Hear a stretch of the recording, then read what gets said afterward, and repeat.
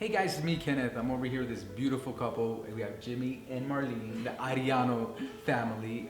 Thank you for having us here. You have a beautiful home, by the way. Who decorated? One of you? It's okay, you can say you did. But anyways, we're here because we want to, there's a story you guys have to tell, like let the world know about what are you guys, going through. There's something that you guys want to share with us. Nevertheless, I wanted to talk to you guys a little bit about your son, James, correct? Yes. Yeah, so James, I see his picture here. You gotta tell me a little bit about this picture though before. Tell me something about it. It was his first Christmas. Okay. You saw me behind the camera going, it was the Pimpones, muñeco, remember? Yeah. So that's how we got him to smile first. Oh yeah? Oh, awesome. Right there was no signs of anything, so he would smile for the camera.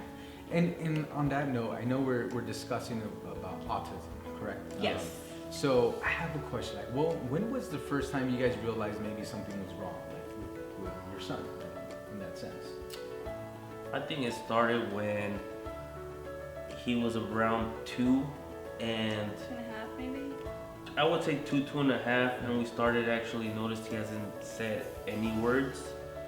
So we started getting, for example, speech therapists to come to our home, and then they're the ones that kind of hinted it to us saying he might be autistic. So we obviously as parents don't want to believe that. We're saying he's too little, he's too young for somebody to tell us he's autistic or to label him autistic, so we really didn't want to believe it. So it's kind of like a denial stage. Yes, very okay. exactly. Well, it's funny though how it worked, because when the speech therapists did come, they came at the age of 2.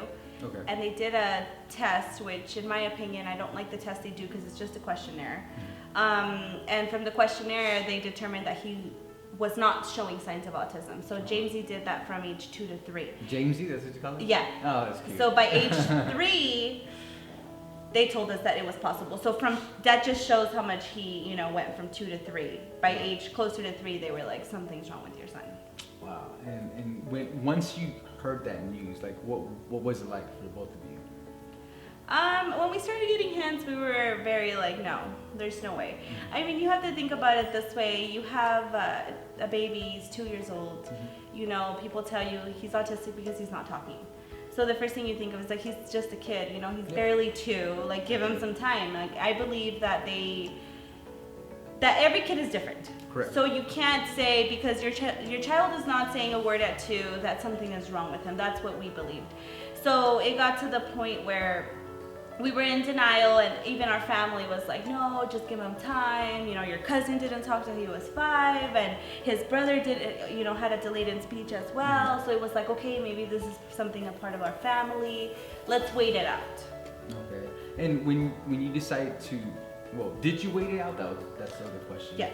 Yeah? We did wait it out till it came to a point where we're like, hey, you know what? He's already past 3 and he's still not talking. But it was more than the talking when we decided to take action. So the tantrums got really bad. It got to the point where whenever he didn't get what he wanted, he would throw himself, and then he started causing self-harm, hitting his head. The repeating, it was like he could watch a movie and repeat the movie all through the day, just repeat the whole movie. Wow. And it's really? yeah, Wow. so it was like, hi James, and he was like, hi James. He didn't understand the idea to say hi back. Correct. Or, what is your name? He would say, what is your name? So with James, he's very smart. Yeah, I was gonna say that's very smart. So Jimmy and I were watching TV one day, and he was just sitting on the floor playing. He was what, 2? And he was 2, and he knows exactly what story I'm gonna tell. And all of a sudden, he goes A through Z, just saying the whole song, A, B, C, D, all the way to Z. We looked at each other and we're like, did you teach that to him? He's like, really? No. Wow. I was like, I didn't teach that to him. So it was like, At 2 years old? At 2 years old. Wow. So at 2 years old, there was things he did. For example, at a point where I would say cheese to the camera, and he would say cheese, and then he just would never do it again.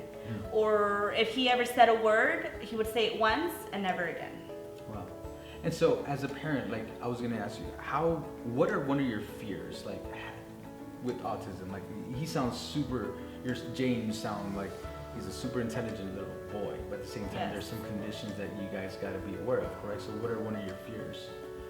Our biggest fear, I think, was him never talking, right? Never talking, perhaps him being hurt or getting hurt by somebody and not being able to tell us.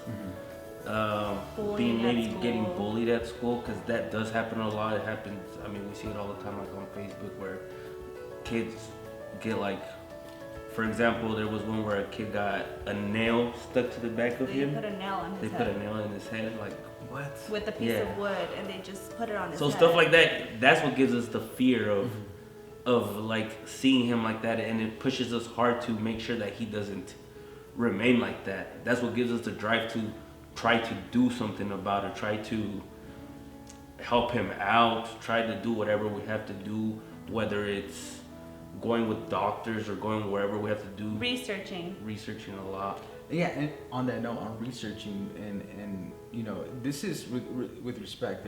There are circumstances that you guys got to be aware of, but also you got to make sure you're taking care of, not just ignoring the situation. Yes. And so you guys, I'm assuming like the feeling of, you know, being on your tippy toes, making sure James is okay, you know, who's watching him, the circumstance. So I was gonna tell you, so the treatments. I mean, people. I mean, have we found? Is there any research? I mean, how's that like? There's a lot of things to do for autism, and it's on the homeopathic. It's like natural medicine. The thing that people don't understand is that every child is different. And with autism, with anything, something might work for one person, but it might not work for the next. True. So we kind of took it like the shotgun approach of trying different things and eliminating the ones that aren't working. Mm-hmm. It's just doing a lot of research as to what's the benefits, and you know, are there anything, you know, any bad side effects that could happen on, you know, a lot of things. But a lot of the things we're doing are natural, so there are no bad side effects. Yeah, we did not go with giving him medication, going with the doctor to try to, for example, I know they prescribe a lot of stuff to calm him down, and that's not what we were trying to do. We were trying to go with, I don't want to get him addicted to anything. exactly. And on that note too, I was gonna ask you, how is like his like health, like foods he can eat? I mean, is there certain like health pattern he has to follow? I mean, nutrition or stuff like that? I mean. So the way our journey started with research is, so when we decided something was wrong, Jamesy was 3 already. Yes. I was still in denial, and I feel like he was coming more to sense that something was wrong. I was pregnant at the time with my second son, and it was very hard for me and emotional. I would get stuck at the mall, and he'd throw himself, and I couldn't get him up, I couldn't lift him. So it was very difficult. So I was kind of like, there's no way something could be wrong with my son. There's no way that he's not normal, you know, what people consider normal.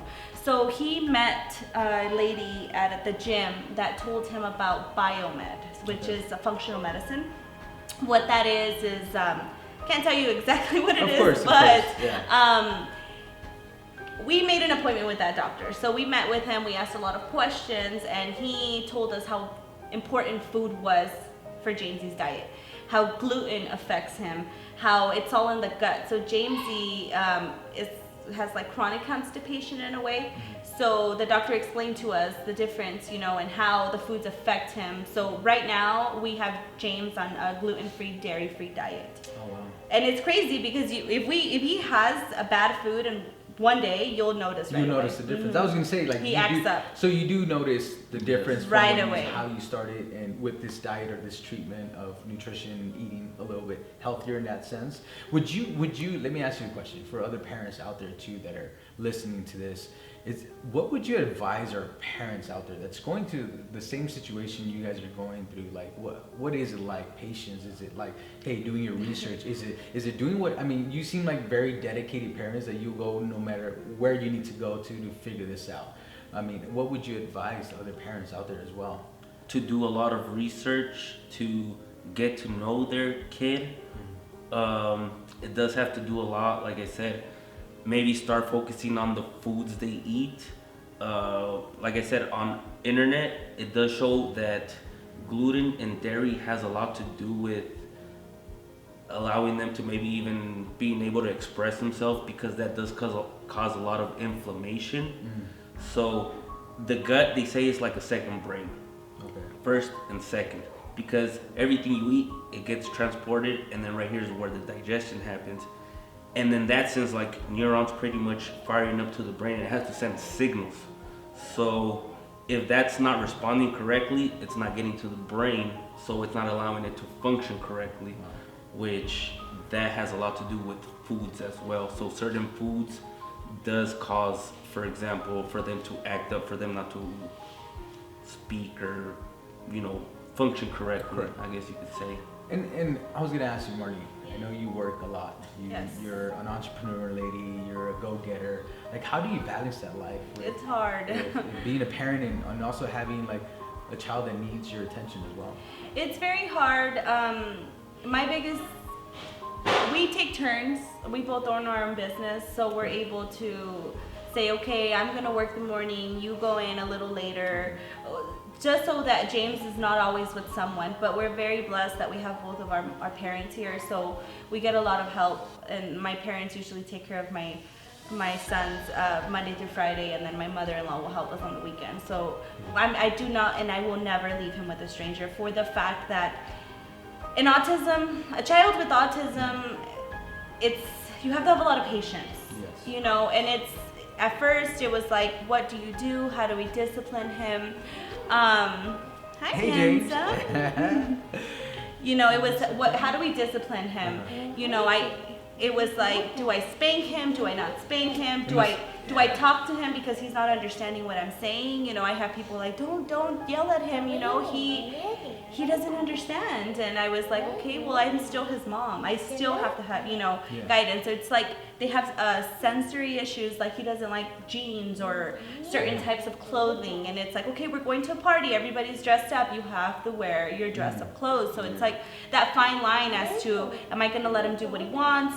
How am I going to discipline my child? So we try to take turns so that he's not with someone as much, and when he is, he's always with his grandparents or somebody that we trust. Of course. Because of that fine line of patience that you have to have, it's really hard. Well, Marlene, how are you emotionally as a mom? Because I know it could be. It's hard. I was gonna say you must. For both of you guys, like emotionally, also you want. Like I have my child, right? So it's like you're doing everything you can, and you're just like, why do I feel maybe helpless that I'm trying to do everything and you don't, maybe seeing results, but then you're fighting with it, and then you have your life, and then the business, and then everything to function. How do you deal with that? It's hard seeing your son and he's not there. It's a roller coaster, even with everything we do. So cute little boy. By the way, this is James. James. Hi, handsome. What's your name? Yeah.